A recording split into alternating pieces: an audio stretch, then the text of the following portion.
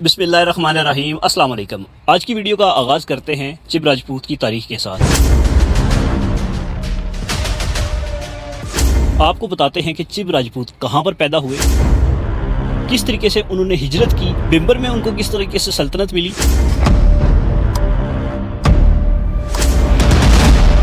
किन किन के साथ उनकी जंगें हुई, ज़हीरुद्दीन बाबर के कितने हमलों को इन्होंने पसपा किया, चिब चंद क्या बाबा शादी शहीद ही हैं, आज के चिब राजपूत कैसे हैं, और ये सारे राजपूत बाबा शादी शहीद को ही अपना सब कुछ क्यों मानते हैं। इन सारे सवालों का जवाब आपको इस वीडियो में मिलेगा। तो चलें स्टार्ट करते हैं इस वीडियो को।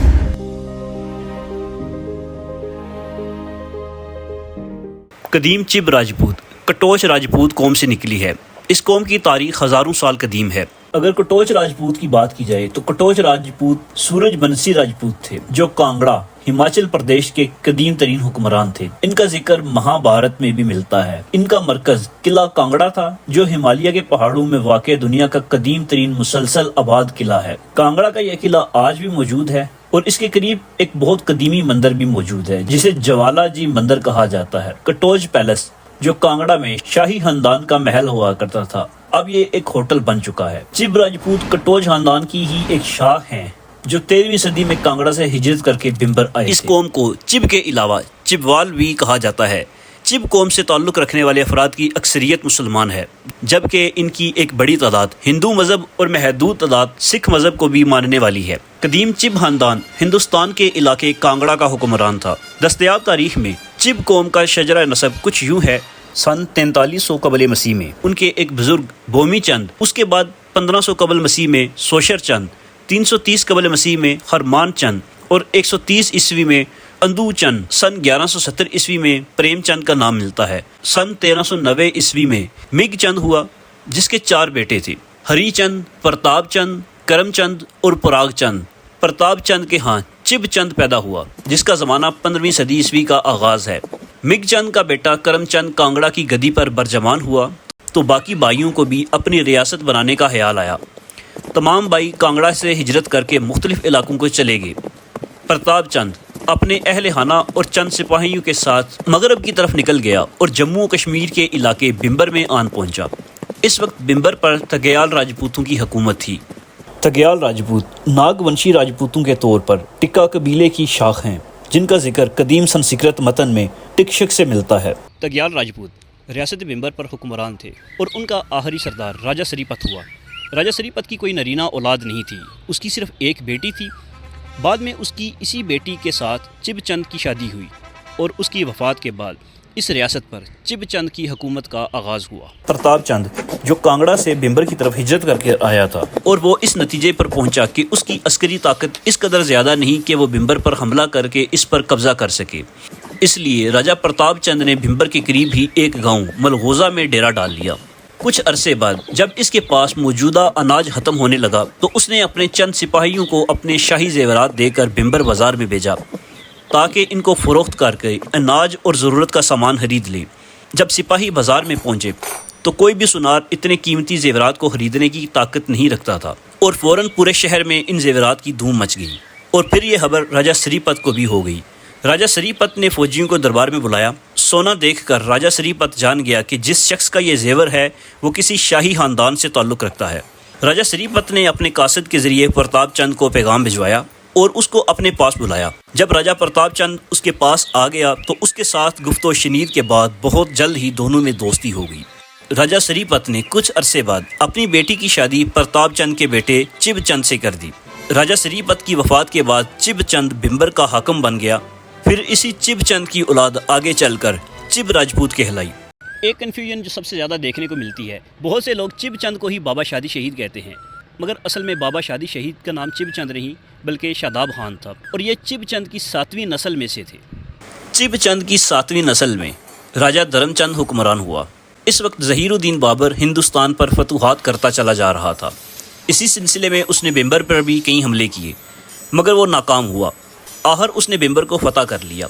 बिंबर को फतह करने के बाद धर्मचंद, जो इस इलाके का सरदार था, उसने इस्लाम कबूल किया और अपना नाम तब्दील करके शादाब खान रखा। उसी वजह से उसका निक नेम शादी खान पड़ गया और बहुत से लोग उसे शादी खान कह के पुकारा करते थे। کچھ عرصے بعد اس نے دلی کا سفر اختیار کیا۔ دلی سے واپسی پر اس کا سامنا ہیبت خان سے ہوا۔ ہیبت خان کندہاری تغیال راجپوتوں کا جرنیل تھا، جو اس بات پر بہت زیادہ غصہ تھا کہ شاداب خان نے اسلام کیوں قبول کر لیا ہے۔ ان دونوں کا آمنا سامنا ہوا، بہت زیادہ خونی لڑائی ہوئی اور آخر پہ یہ دونوں ہی مارے گئے۔ بمبر کے قریب شاداب خان کا مقبرہ بنایا گیا اور لوگوں نے اس کے نام کی وجہ سے اسے شادی شہید کہنا شروع کر دیا۔ اس کے علاوہ بھی کئی لوگ کہانیاں سننے کو ملتی ہیں۔ کچھ لوگ یہ کہتے ہیں کہ اس کی ریسنٹلی شادی ہوئی تھی اور وہ فوت ہو گیا، تو اس وجہ سے اس کا نام شادی شہید پڑ گیا۔ ایک دن شاداب خان کی بیوی سے اس کی ساس نے یہ سوال کیا کہ تو روزانہ کیوں تیار ہوتی ہے؟ اس بات پہ اس نے یہ جواب دیا کہ میرا خاوند ابھی بھی زندہ ہے۔ یہ بات پورے علاقے میں پھیل گئی اور اس نے اپنے آپ کو بچانے کے لیے اس کی قبر پہ جا کے دعائیں کی، اور کئی لوگ آج بھی اس بات کو مانتے ہیں کہ اس کی قبر پھٹی اور ساتھ ہی وہ بھی اس قبر کے اندر چلی گئی۔ اسی وجہ سے وہاں پر 2 قبریں موجود ہیں۔ یہ سنی سنائی کہانیاں ہیں جن پر آج کل کے زمانے میں یقین کرنا بہت ہی مشکل ہے۔ اس وقت کے ہندو اور مسلمان شاداب خان کی بہادری سے بہت متاثر ہوئے اور اس وجہ سے انہوں نے اس کو پیر کا درجہ دے دیا، کیونکہ اس نے کئی بار ظہیر الدین بابر کے حملوں کو پسپا کر دیا تھا۔ اپنی رایا کی اس نے مدد کی اور آخری دم تک اسلام کے نام پر وہ لڑا۔ اسی وجہ سے اس دور کے مسلمان اور ہندو اسے پیر کا درجہ دیتے تھے۔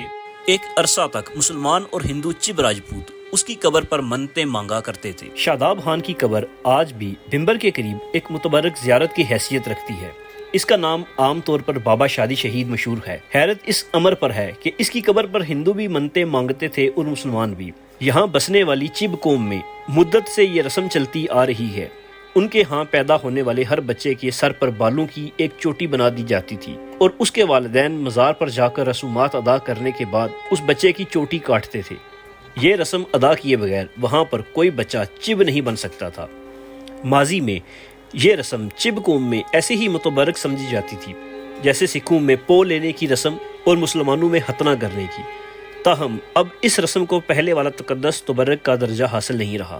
چب راجپوتوں کی قائم کردہ ریاست جو کہ بمبر سے ہزارہ تک کی حدود تک پھیلی ہوئی تھی، اس کو چبہال کہا جاتا تھا، جہاں پر چب راجپوتوں نے سینکڑوں سال تک حکمرانی کی۔ شاداب خان چب کے بعد اس کا بیٹا بوم خان تخت پر بیٹھا، پھر راجہ مل خان اور پھر جمشید خان تخت نشین ہوا۔ اس کی 13ویں نسل میں راجہ سلطان خان ہوا جو کہ بمبر کا حاکم تھا۔ یہ وہ زمانہ تھا جب سکھ پنجاب کے بعد کشمیر کو فتح کرتے ہوئے آگے بڑھ رہے تھے اور اس وقت مہاراجہ رنجیت سنگھ کی حکمرانی تھی۔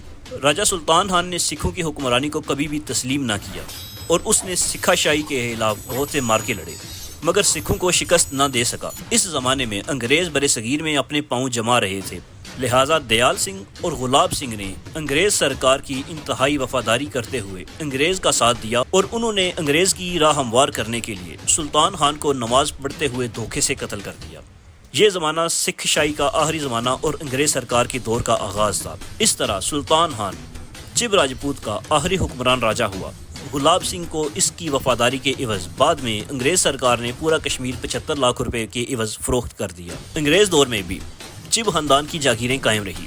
گجرات میں مشہور خاندان چب آف پوتھی مشہور ہیں، جنہوں نے گجر سنگھ بنگی کا مقابلہ کیا اور اسے کئی بار شکست دی۔ جہلم میں بھی چب راجپوتوں کے بڑے خاندان موجود ہیں جو اپنے آپ کو شاداب خان کی اولاد کہتے ہیں۔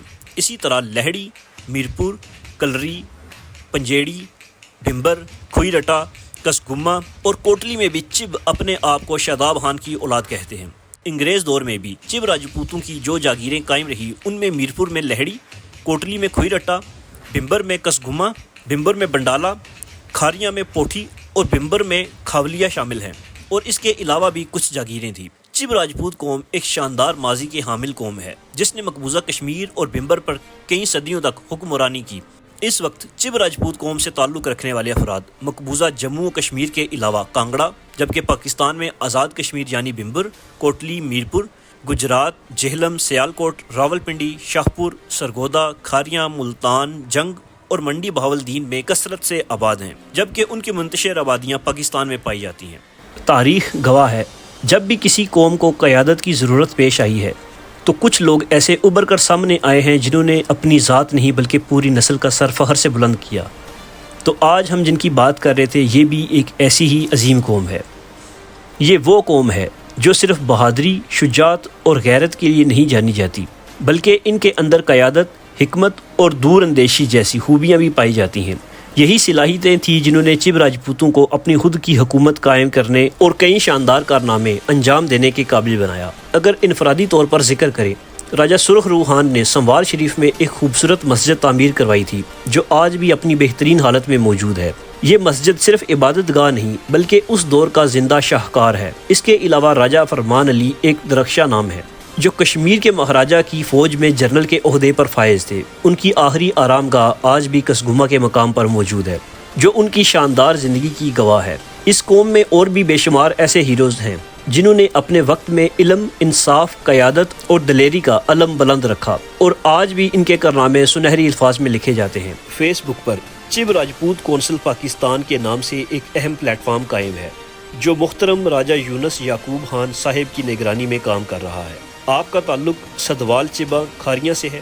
راجہ یونس یعقوب خان صاحب پچھلے 26 سال سے اس عظیم قبیلے کو یکجا کرنے کی جدوجہد میں مصروف ہیں۔